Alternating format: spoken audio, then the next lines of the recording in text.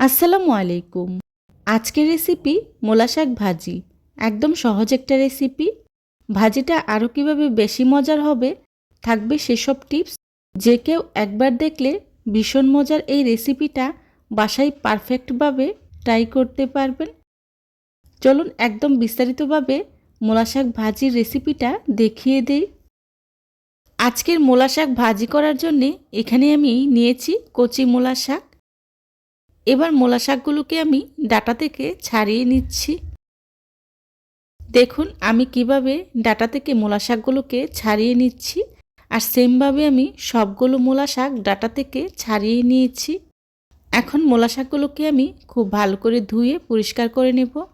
মূলা শাকগুলোকে খুব ভালো করে ধুয়ে পরিষ্কার করে পানিটা ঝরিয়ে নিয়েছি, দেখতেই পাচ্ছেন। এখন মূলা শাকগুলোকে আমি একটি ছুরির সাহায্যে এভাবে কুচি কুচি করে কেটে নিচ্ছি। আমি ছুরির সাহায্যে এভাবে মূলা শাকগুলোকে কুচি কুচি করে কেটে নিয়েছি। তবে আপনারা চাইলে এই কাজটা বটি দিয়েও করতে পারেন, আপনাদের যেভাবে সুবিধা মনে হয়। আর সেমভাবে আমি সবগুলো মূলা শাক কুচি করে নিয়েছি। এখন মূলা শাকগুলোকে ভাজি করার জন্যে চুলায় একটি প্যান বসিয়ে তার মধ্যে দিয়ে দিচ্ছি রান্না করার রেগুলার তেল 1/3 কাপ। যে কোনো শাকভাজিতে তেলের পরিমাণটা বাড়িয়ে দিলে শাকভাজিটা কিন্তু খেতে খুবই ভালো লাগে। তেলটা হালকা গরম হয়ে আসলেই দিয়ে দিচ্ছি পেঁয়াজ কুচি 1 কাপ, আর দিয়ে দিচ্ছি রসুন কুচি 1/4 কাপ।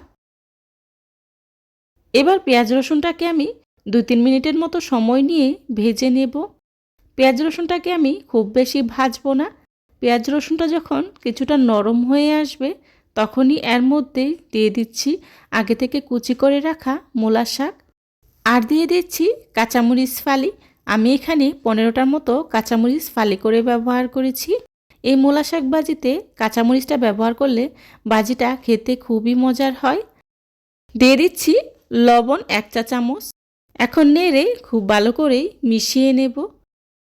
এই পর্যায়ে চুলার আঁচটা হাই হিটে রেখেই ভাজিটা করে নিতে হবে। এতে করে মূলা শাক থেকে কোনো প্রকার পানি বের হবে না। খুবই সিম্পল একটা মূলা শাক ভাজির রেসিপি আপনাদের সাথে শেয়ার করেছি। তবে ভাজিটা সিম্পল হলেও খেতে কিন্তু দুর্দান্ত স্বাদের হয়। এভাবে অনবরত নেড়েচেড়ে ভাজিটা করে নিতে হবে। এই পর্যায়ে দিয়ে দিচ্ছি 2টা শুকনো মরিচ ভেঙে। এই পর্যায়ে শুকনো মরিচটা দিলে ভাজিটা খেতে খুবই ভালো লাগে। এখন নেড়ে খুব ভালো করে মিশিয়ে নিচ্ছি। দেখতেই পাচ্ছেন মূলা শাকটা সিদ্ধ হয়ে গিয়েছে, আর মূলা শাকের পানিটাও পুরোপুরি শুকিয়ে এসেছে। হয়ে গেল আমার মজাদার মূলা শাক ভাজি। দেখুন ভাজিটা দেখতে কতটা লোভনীয় হয়েছে, আর খেতেও কিন্তু ভীষণ মজার হয়েছিল। চেষ্টা করেছি খুবই সহজভাবে আজকের এই রেসিপিটি আপনাদের সাথে শেয়ার করার জন্যে।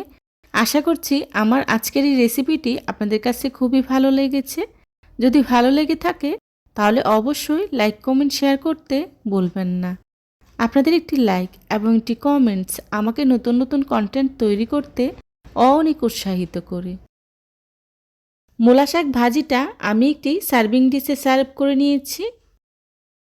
আমি যেভাবে আজকের এই মূলা শাক ভাজিটা তৈরি করেছি, এভাবে যদি আপনারা মূলা শাক ভাজিটা তৈরি করেন তাহলে বিশ্বাস করেন এর টেস্ট মুখে লেগে থাকবে। এর টেস্ট আপনারা কখনো ভুলতে পারবেন না। এটা খেতে এতটাই মজার হয়। এই ভাজিটা করতে খুব বেশি উপকরণ লাগে না, অল্প উপকরণেই এই দুর্দান্ত স্বাদের ভাজিটা তৈরি করে নেওয়া যায়। রেসিপি ভালো লাগলে বাসায় একবার হলেও ট্রাই করবেন, আর কেমন হয়েছে আমাকে কমেন্টস করে জানাবেন। যারা এতক্ষণ ধৈর্য সহকারে আমার ভিডিওটি দেখেছেন তাদেরকে জানাই অসংখ্য ধন্যবাদ। এই ধরনের সব ঘরোয়া এবং মজার মজার রেসিপি পেতে আমার চ্যানেলটি ভিজিট করে আসবেন প্লিজ। আমার পরবর্তী রেসিপি দেখার আমন্ত্রণ জানিয়ে আজকের মতো এখানেই বিদায় নিচ্ছি। সবাই ভালো থাকবেন, সুস্থ থাকবেন। আল্লাহ হাফেজ। আসসালামু আলাইকুম।